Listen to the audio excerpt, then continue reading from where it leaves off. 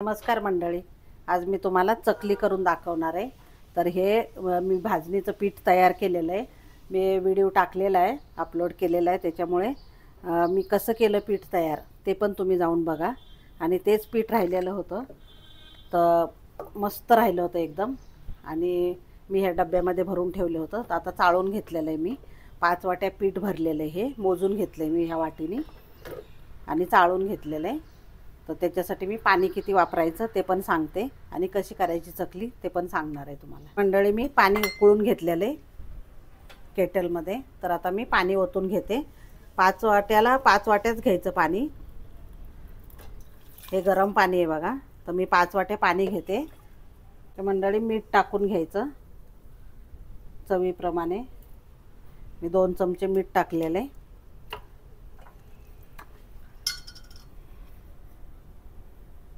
ओवा टाकायचा 1 मोठा चमचा आणि कलरसाठी काश्मीरी लाल मिरची पावडर टाकायची 2 चमचे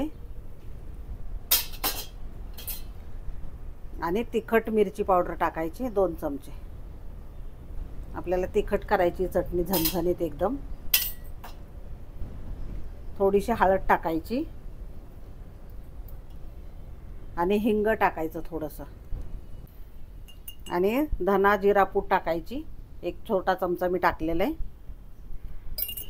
आणि पाण्याला लगेच उकळी आली बघा, कारण पाणी उकळूनच घेतलं होतं मी केटलमध्ये। आणि 1 चमचा जिरा पावडर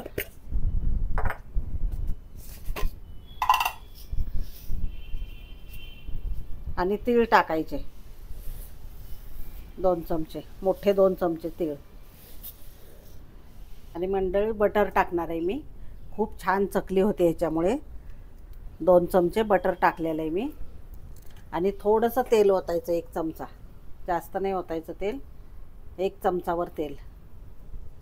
त्याच्यामुळे ना चकली खूप छान आणि खुसखुशीत मस्त होते। आणि मी भाजणीचं टाकलेला व्हिडिओ तर इतका सुंदर चकली होते, तर नक्की तुम्ही जाऊन बघा।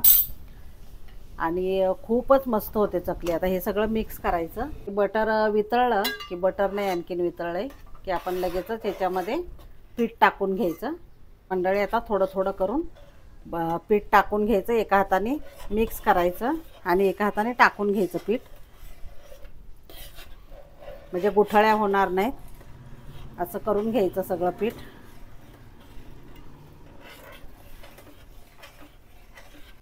जेवढं आपण पीठ घेतलेलं आहे ना, तेवढंच पाणी घ्यायचं, म्हणजे एकदम प्रमाण बरोबर होतं बघा, मस्त होतं। आणि थोडंसं वरून लागलं तर पाणी लावून मळायचं चांगलं गरम पाण्याने। एकदम परफेक्ट प्रमाण आहे। खूप मस्त होते ही भाजणी पण, तुम्ही बघा म्हणजे मी कशी केलेली। आणि वर्षभर खराब होत नाही भाजणी, एकदा करून ठेवली ना तुम्ही, खूप मस्त खमंग भाजायची। तर मी कशी केली आहे ते तुम्ही बघू शकता। तर आता ह्याला 5 मिनटं झाकण ठेवायचं, 1 वाफ द्यायची। आता 5 मिनिटांनी गॅस बंद करते मी आणि थोडा वेळ झाकण ठेवून असंच ठेवायचं। आता झाकण उघडायचं बघा, मस्त वाफ बसलेली याला, एकदम पीठ छान झालेलं आहे। तर आता खाली उतरून घ्यायचं। तर सगळं पीठ काढून घेते मी याच्यामध्ये।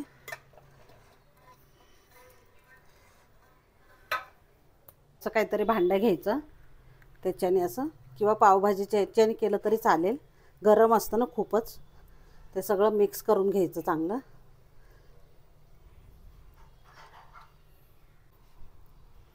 हात घालायचा नाही, कारण खूपच गरम असतं पीठ। तर हे असं करून घ्यायचं सगळं, आणि गरम असतानाच करायचं पण, म्हणून चकली खूप छान होते, मस्त होते। आता हे थोडं थोडं पाण्याचा हात घेऊन आपल्याला हे मळून घ्यायचं आहे चांगलं पीठ। गरम पाणी घ्या किंवा साधं घेतलं तरी चालेल, थोडंसं मळून घ्यायचं। हे पीठ गरमच आहे आणखीन। तर चांगलं मी मळून घेते मस्त। बघा मंडळी, मस्त एकदम घट्ट पीठ मळलेलं आहे। अजिबात पातळ नाही करायचं, एकदम घट्ट ठेवायचं असं। खूप छान झालेलं आहे पीठ। एकदा पीठ करून ठेवलं ना तर वर्षभर टेन्शन नाही आपल्याला, कधी पण आपण चकली करू शकतो। तर आता हे मी ज्या पातेल्यामध्ये पीठ शिजवलं आहे त्याच्यातच मी ठेवते आणि थोडं थोडं गोळा घेऊन चकली बनवायची. आता हा एवढा गोळा काढून घेतलेला आहे मी. तर मी त्याला चांगलं थोडंसं पाण्याचा हात लावून चांगलं मळून घेणार आहे. प्रत्येक वेळेस आपल्याला हे मळून घ्यायचं आहे. ज्यावेळेस आपण सोऱ्यामध्ये भरतो त्यावेळेस असं चांगला मळून घ्यायचा. म्हणजे खूप छान तुटत नाही, काय नाही, चकली मस्त पडते एकदम. आणि काटे पण छान येतात. घट्ट ठेवलं ना पीठ तर काटे छान येतात. नाही तर चकलीचा आकार बिघडतो. त्याच्यामुळं असं घट्टच ठेवा पीठ. हे बघा.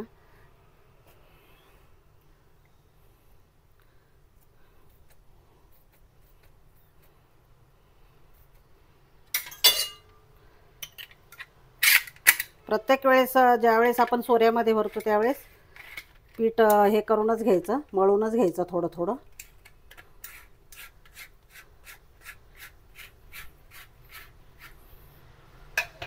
आता चकली पाडून घ्यायची थोडी थोडी करून. हे बघा मंडळी किती छान काटे पडत आहेत. असं घट्ट पीठ ठेवलं ना की खूप मस्त असे हे बघा एकदम सुंदर चकली होती. मी आणखीन एक पाडून दाखवते तुम्हाला.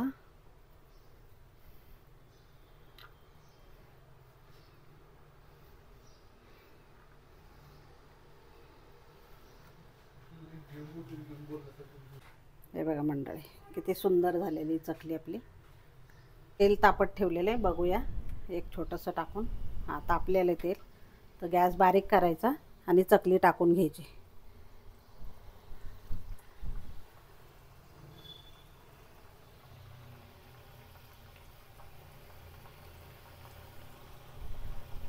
जास्त मोठा पण नाही करायचा गॅस आणि अजिबात हलवायचं नाही जोपर्यंत ती सेट होत नाही एका साईडनी. साईड झाली की दुसरी साईड पलटी करायची. लगेचच पलटी करायची नाही. हे बघा. आणि मस्त तळून द्यायच्या. खुसखुशीत होतात एकदम. डळे आता काढून घ्यायची. हे अशी जाळी घ्यायची. जाळीवर टिश्यू टाकलाय आणि ह्याच्यावर काढायचे. म्हणजे खूप छान मस्त कडक काजू नरम पडतच नाही चकली. गार झाली की मग डब्यामध्ये भरून ठेवायची. तर याच पद्धतीने मी सगळ्या चकल्या करून घेते. बघा मंडळी मस्तपैकी चकल्या झालेल्या आहेत सगळ्या. तुम्हाला मी आवाज पण दाखवते. हे बघा किती अगदी म्हणजे खुसखुशीत झालेले आहेत एकदम मस्त. आणि मी तोडून पण दाखवते. हे बघा. हे बघा किती छान झालेले आहेत. आणि आतून बघा एकदम पोकळ झालेले आहेत मस्त. खूपच मस्त होतात. तर ह्या पद्धतीने नक्की तुम्ही पण ट्राय करा. आणि आवडले तर लाईक शेअर आणि सबस्क्राईब करायला विसरू नका. धन्यवाद.